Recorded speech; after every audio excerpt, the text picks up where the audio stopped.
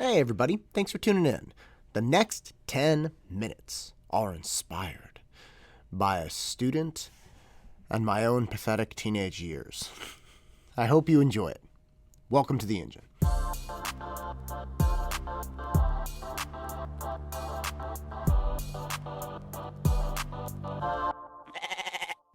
I get to know my students pretty well. We spend a lot of time together. They're really exposing themselves to tell me what their goals and aspirations are. The vast majority of them just come clean and say, hey, look, I'm really worried about this, or this is what I want to do. I know I have lofty aspirations, but this is it. So, how can we make this work? And I, of course, say, okay, let's get after it. That's no problem with me. But it's tough. It's tough for them to do that. And a lot of times they don't do that in front of their peers. They might send me a text message or wait till after class and tell me about it. And I understand why, right? Nobody wants to tell other people about the things they're most worried about with themselves. Nobody wants to expose themselves. They want to put on, a competent face and hey, I got it mildly figured out kind of thing. And that, again, that makes sense for the most part. But I was never really like that. When I was a teenager, I was a mess. No, I don't mean a terrible mess, right? It's not like I was flunking out of school or anything ridiculous like that. I took the hardest classes my high school had to offer, but I was also just really sloppy. I didn't care what kind of horrendously mismatched clothing I wore. And I remember one day I went to school, I was wearing these green, hyper green board shorts and this red and yellow kind of jersey shirt thing. God, I would look terrible. I looked so out there. One of my friends who also equally didn't care about fashion just looked at me and he was like, Matt, gosh, man. I know, I'm kind of a mess. And in truth, that was kind of my mantra. I'm kind of a mess. Through high school, through college, and even through a large part of my 20s. Now, when I would say I'm kind of a mess, I was not saying that I was incompetent, I was untrustworthy, I was just kind of blah. In fact, it was the exact opposite for a lot of my life. The thing that pushed me to tell people that I was a mess is the fact that I really didn't care about the vast majority of things that other people cared about. I was an athlete all through high school. I was a musician. I was in band. I played trumpet. I was in hard classes. I was in calculus and honors, everything, whatever they had. And because of that, I had so little time to care about the things that really didn't matter. The things that didn't matter, I just let slide, right? I had a paper route, homework, school, sports, music. It's after that, man, do I care what the color of my shirt is? Not only that, I don't really have money to invest in cool clothing, even if I wanted to. So it was kind of I'm a mess. I know. I don't really care, but I was a mess only in an aesthetic fashion, right? And again, I was a little out of control, normal 17, 16, 18-year-old, whatever. But I just didn't have the capacity to care. There's a student in my class that I worked with a couple years ago. And I saw her, I worked with her at her house, so privately initially, and then she would come to classes and stuff. And the person she was at her house was totally different than the person she was in class. And I never made comment to her about this. Again, I understand, as I said initially, I understand that people put on a different face in front of others. But it turned out later that she was really struggling. It turned out that she had been doing a lot of drugs and she was just incredibly lonely.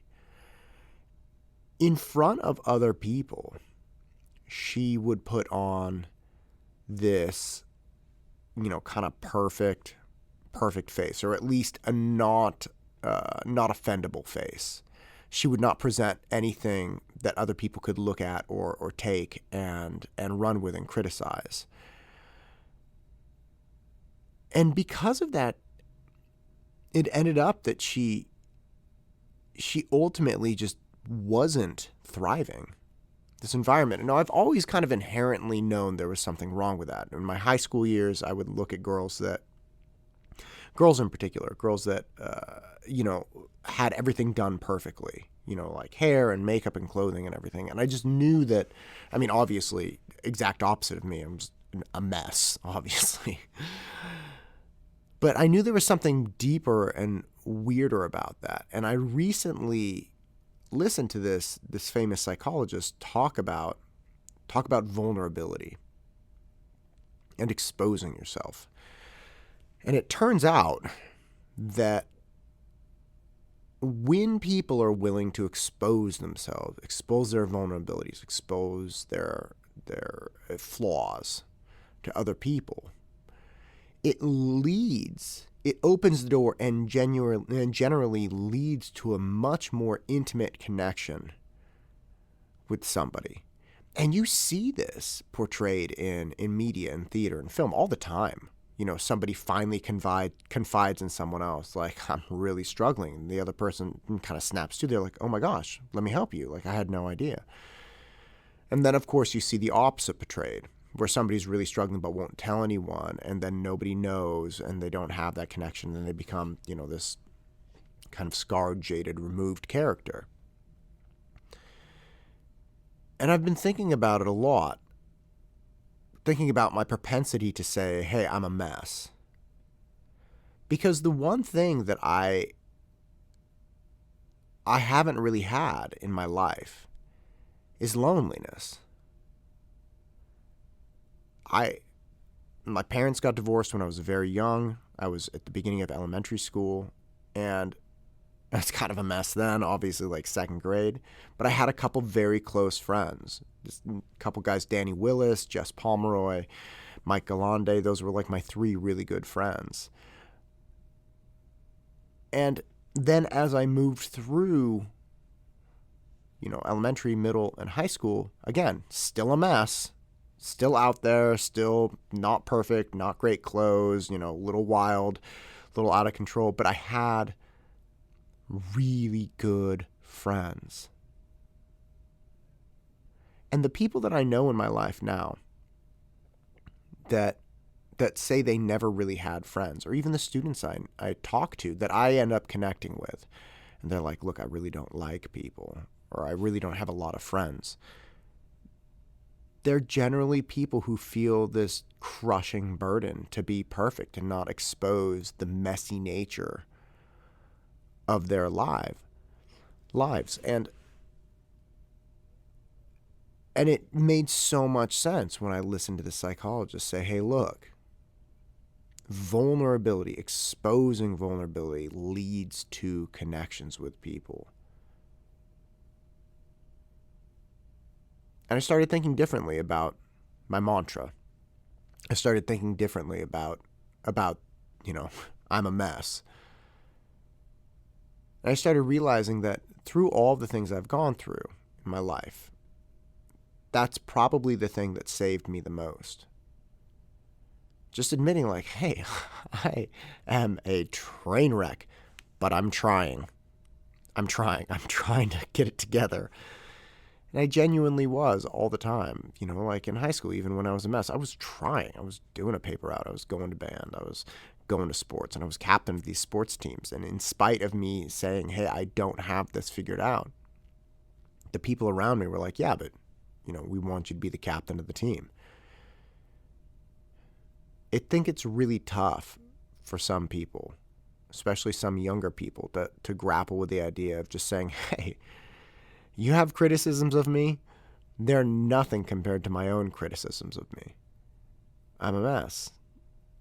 Yeah, I'm trying to get it together. I don't have it figured out. I think it's really hard and scary for people to do that. But I think at the end of the day, having the capacity and strength of character to admit your own inadequacies and expose your own vulnerabilities and say, hey, look, I'm struggling. Or, hey, look, I'm a mess. that will lead you to a more fulfilled, happy existence. It's not easy to do, and it's certainly not comforting to do. But at the end of the day, helping people realize that you're messy and you're, questioning what you're doing and you don't have things figured out allows them to also admit the same. Because nobody has this figured out. And the more we can collectively acknowledge with each other privately, at the very least, that, look, we're all in the same boat of, I have no idea what we're doing. The more we can be real with each other, and the more opportunities we'll have to support each other. So look, if you're a mess, just admit it. I'm Matt Todd, and this is the engine that drives me. Go out and crush it. Hey guys, don't forget the spring tests are coming up, SAT and ACT. The spring tests are going to happen, thank God, 2021. Let's make it happen. Prep lining up daily. Hit me up.